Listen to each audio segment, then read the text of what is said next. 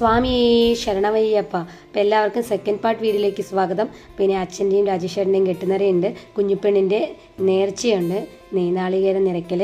അപ്പം കുഞ്ഞിപ്പെണ്ണി ഇവരുടെ ഒപ്പം പോകേണ്ടതാണ്. അപ്പം പറ്റാത്ത സാഹചര്യം ആയതുകൊണ്ട് കുഞ്ഞിപ്പെണ്ണിൻ്റെ നെയ്നാളികേരം നമ്മൾ ഇവരുടെ കൊടുത്തുവിടാണ്. അപ്പോൾ വീഡിയോ കാണാം കേട്ടോ.